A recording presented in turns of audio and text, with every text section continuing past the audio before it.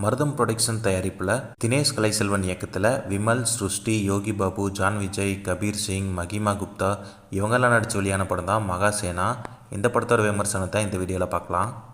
பழங்குடியினரான நாயகன் விமல் சேனாங்கிற யானையை வளர்த்துட்டு வராரு. அவரோட மலை கிராமத்து கோயிலில் இருக்கிற யாழீஸ்வரன் சிலையை வனத்துறை அதிகாரியான ஜான் விஜய் மலை அடிவாரத்தில் வாழ்கிற மற்றொரு பழங்குடியின மக்களை வச்சு திருட முயற்சி செய்கிறாரு. இதற்கிடையில் மதம் பிடித்த விமலோட யானை அவரோட மகளை தாக்கிட்டு காட்டுக்குள்ளே ஓடிடுது. யானையை தேடி காட்டுக்குள்ளே போகிற விமல் கோயில் சிலை கடத்தல் திட்டத்தை முறியடிச்சாரா இல்லையா, காட்டுக்குள்ளே போன யானை என்னாச்சு என்பதான் இந்த படத்தோட மீதி கதை. விமல் கதையின் நாயகனாக இல்லாமல் ஒரு கதாபாத்திரமாக வந்துட்டு போகிறாரு. பழங்குடியினத்தை சேர்ந்தவராக நடிச்சிருக்க விமல் அதற்கான மெனக்கெடலே இல்லாமல் வழக்கம் போல் நடிச்சிட்டு போகிற மாதிரி தான் எனக்கு தெரிஞ்சிச்சு. நாயியாக நடிச்சிருக்க ஸ்ருஷ்டி வீரப்பெண்மணியாக கம்பீரமான கதாபாத்திரத்தில் நடிச்சிருந்தாலும் வீரத்தை வெளிக்காட்ட வேண்டிய காட்சிகளில் அடங்கி போகிற மாதிரி தோணுச்சு. யோகி பாபி வரும் காட்சிகள் நகைச்சுவை எடுபடவே இல்லைன்னு சொல்லலாம்.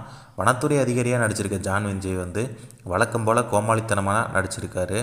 வில்லனாக நடிச்சிருக்க கபீர் சிங், கங்கா கதாபாத்திரத்தில் நடிச்சிருக்க மகிமா குப்தா, இடுபன் கதாபாத்திரத்தில் நடிச்சிருக்க விஜய் சேயோன், கல்லூரி பேராசிரியர் கதாபாத்திரத்தில் நடிச்சிருக்க ஜோஸ், காளி கதாபாத்திரத்தில் நடிச்சிருக்க சிவகிருஷ்ணா, கல்லூரி மாணவியாக நடிச்சிருக்க சுபாங்கி, விமலின் மகளாக நடிச்சிருக்க சிறுமி இலக்கியா, அவங்க எல்லாரும் கொடுத்த வேலையை சிறப்பாக செஞ்சுருக்காங்கன்னே சொல்லு. ஒளிப்பதிவாளர் மனாஸ் பாபு டிஆர் காட்சிகளை படமாக்கிய விதம் படத்தோட தரத்தை உயர்த்தியிருக்குன்னே சொல்லலாம்.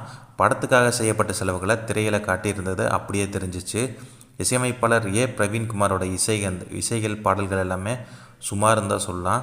உதய் பிரகாஷ் பின்னணி இசைகள் கதைக்கேற்ற மாதிரி பயணிச்சிருக்குன்னு சொல்லலாம். 3 விதமான கதைகளை கொண்ட திரைக்கதையை பெரும் தடுமாற்றத்தோடு தொகுத்திருக்காரு படத்தொகுப்பாளர் நாகூரான் ராமச்சந்திரன்.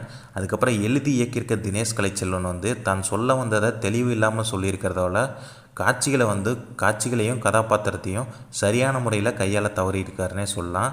தலைப்பு மற்றும் கதைக்களம் கவனம் ஈர்த்தாலும் இயக்குனர் தினேஷ் கலைச்செல்வனோட திரைக்கதை மற்றும் காட்சி அமைப்புகள் எந்த விதத்திலையும் பார்வையாளர்கள் கவனத்தை ஈர்க்கவே இல்லை.